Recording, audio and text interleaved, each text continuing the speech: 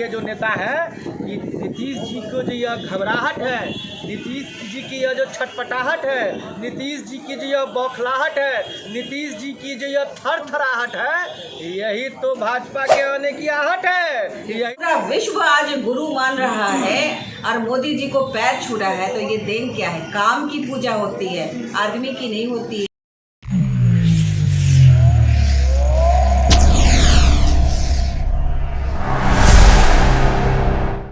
नमस्कार, मैं शंभू कुमार। मैं अभी पटना में हूँ और पटना के बीजेपी कार्यालय में हूँ। और एमके स्टालिन के पुत्र उदयनिधि स्टालिन ने जो बयान दिया है सनातन धर्म को लेकर के, उन्होंने कहा है कि जो सनातन धर्म है वो कोरोना की तरह है, कीड़े मकोड़े की तरह, वायरस की तरह है और इन्हें कुचल देना चाहिए, इनको कुचल देना चाहिए। हम महिला नेता है बीजेपी के, क्या कहें? पता है आपको स्टालिन क्या बोले हैं सनातन धर्म के बारे में? अरे उनका बोलने का काम है, बोलने दीजिए। हम लोग का जो काम है हम लोग अपना करता ही रहेंगे। उनको तो शुरू से यही आदत ही है कि उनके खिलाफ बोलने के लिए। और हम लोग का सनातन धर्म के तोड़ सकता है? कोई तोड़ सकता है? जी के मुंह से नहीं निकला है, वो लिख के लाए थे। तो जो वो अपने परिवार में अपने पिताजी से सीखेंगे, जो घर में परिवार में चर्चा होगा वही तो बोलेंगे। तो हम इतना ही कहना चाहेंगे, वैसे सनातन धर्म विरोधियों को, वैसे हिंदू धर्म के विरोधियों को बोलना चाहेंगे कि गीता में श्री कृष्ण ने कहा था, और आज जन्माष्टमी का पवित्र दिन है, तो मैं उन्हें याद दिलाना चाहूँगा कि गीता में श्री कृष्ण ने कहा था कि यदा यदा ही धर्मस्य ग्लानिर्भवति भारत अभ्युत्थानम धर्मस्य तदात्मानं सृजाम्यहम् परित्राणाय साधूनां विनाशाय च दुष्कृताम्। तो यह जो उन्होंने कहा था उसका आधार ही यही था कि जब जब धर्म की हानि के लिए पृथ्वी पर कोई भी जन्म लेगा, जब कोई भी अधर्मियों का बढ़ेगा प्रभाव, तब इस पृथ्वी पर भगवान स्वरूप देवता प्रकट होंगे और उन विधर्मियों का, सनातन धर्म का विरोध करने वाले विधर्मियों का नाश करेंगे। और मैं कहता हूं कि मोदी और योगी के रूप में इस कलयुग में इन अधर्मियों का सर्वनाश करने के लिए युग में देवता जन्म ले चुके हैं और अभी तो कुर्सी से वो लोग केवल बेदखल हुए हैं। अगर यही दुर्दशा और यही मानसिकता रहेगी तो जल्दी वह इस दुनिया से अपने आप प्रभु के शरण में चले जाएंगे। कृष्ण के अवतार में योगी और मोदी आ गए देश को उद्धार, देवता के अवतार में संहार करने के लिए। संहार का मतलब ये नहीं है कि हत्या कर देना, संहार का मतलब है धर्म की स्थापना, अधर्म को समाप्त करने के लिए, धर्म की स्थापना करने के लिए।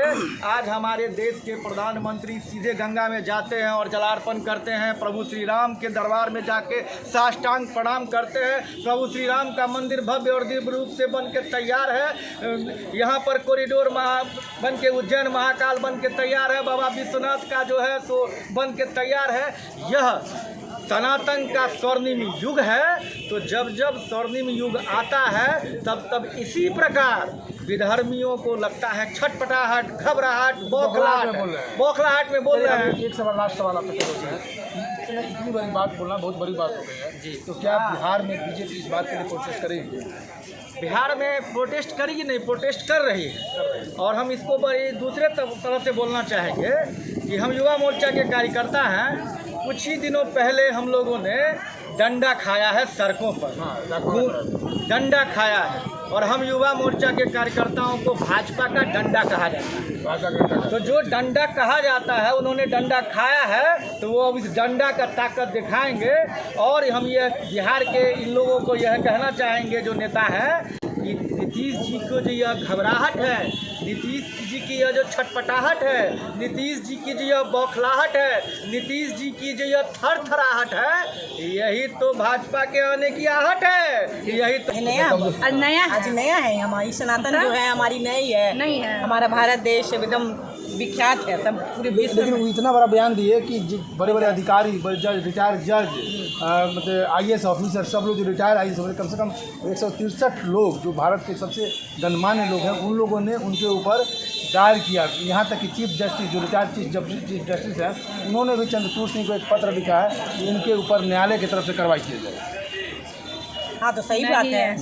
बिल्कुल, अगर मेरे खिलाफ जाएंगे तो उनके ऊपर कार्रवाई होगी। तो ये हमारे मोदी हमारे सनातन धर्म को कोई तोड़ ही नहीं सकता है, कोई नहीं तोड़ सकता है। उसके लिए तो हम लोग को मतलब कुछ भी करना पड़ जाए करेंगे। सनातन धर्म इसके खिलाफ आप लोग कुछ करने जा रहे हैं? अभी तो नहीं कुछ करने जा रहे हैं, जब मौका पड़ेगा तो करेंगे। राम राज्य हमारे अयोध्या का जब होने जा रहा है, देख रही है हमारी अयोध्या नगरी राम राज्य जरूरत पड़ेगा तो हम लोग खड़े जा रहे हैं। शायद वो हिंदुस्तान की लड़की ना हो, क्योंकि जिनका जन्म हिंदुस्तान में है वो सनातनी है।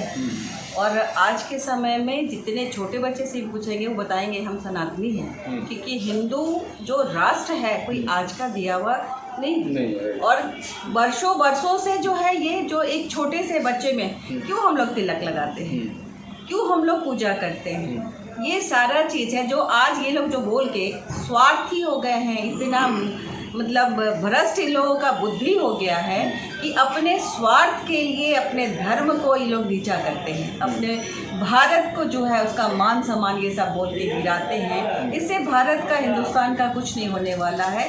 आपका देखा जाता है कि आपका क्या कितने गिर चुके हैं, कि आपका जो है वजूद कितना गिर गया है। जब आपकी सोच अच्छी नहीं है तो क्या आप भारत को क्या दे सकते हो, जनता को क्या दे सकते हो? चलिए मैडम, क्या कहेंगे, आपका क्या विचार है इसके? कुछ तो बोल दीजिए। नहीं, आप बोलिए। मैं तो यही कहती हूँ कि जो इसको कोरोना कहते हैं कि सनातन धर्म कोरोना है, वो खुद ही कोरोना है। अगर हम लोग सनातन धर्म को नहीं मानेंगे तो हम लोग इस धरती पर नहीं रह सकते। संस्कृति और संस्कार दोनों चीज़ को लेकर के ही सनातन धर्म है, और जब तक हम संस्कृति और संस्कार को नहीं समझेंगे तो सनातन धर्म को हम नहीं समझेंगे।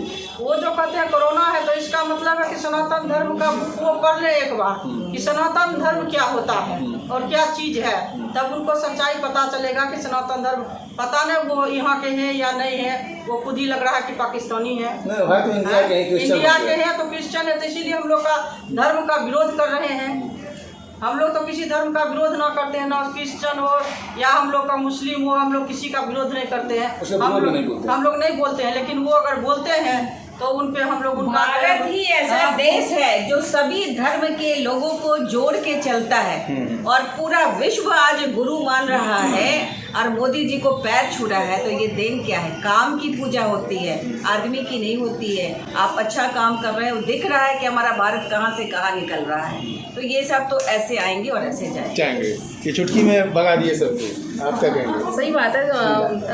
भारत जो है सनातनियों का देश है, और परंपरागत आप लोगों ने देखा है कि संतों की धरती रही है और संतों की धरती है। उन्हें ये पता ही नहीं है कि भारत के विषय में, तो वो लोग तो ऐसे ही बोलेंगे, क्योंकि आपने अभी कुछ देर पहले कहा कि वो खुद क्रिश्चियन है। तो जो सूलियों पर टंगे गए थे उनको क्या पता संस्कार और संस्कृति और भारत के विषय में और सनातन के विषय में उनको जानकारी नहीं होगी। ऐसे लोगों को मैं कहती हूँ कि ना किसी पर उंगली उठाओ और न कोई आप पर उंगली उठाए, ऐसा शब्द बोलना चाहिए। क्योंकि अगर आपके शब्द पर ही आपका रोक नहीं है तो मुझे लगता है कि आपका अपने आप पर रोक नहीं है। क्योंकि मुझे लगता है, सच पूछिए तो आप जो सनातन के विषय में अगर ऐसा बोल सकता है, हिंदुस्तान में रह करके बोल सकता है, भारत में रह करके बोल सकता है, तो वो सत्य पूछिए तो अपने बाप का बेटा ही नहीं है। क्या बात है, आप तो बहुत बड़ी उनको चैलेंज कर दिए।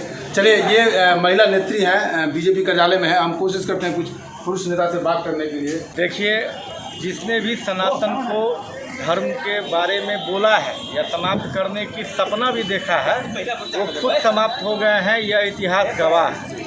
कांग्रेस के नेता का जीवन भर का लक्ष्य यही रहा है, धर्म के आधार पर देश बांटना, धर्म के आधार पर राजनीति करना, धर्म के आधार पर कानून लाना, सनातन के विरोध में विभिन्न प्रकार के कानून लाना, अल्पसंख्यक आयोग बनाना, वक्फ कमेटी को दान में हजारों करोड़ की संपत्ति दे देना।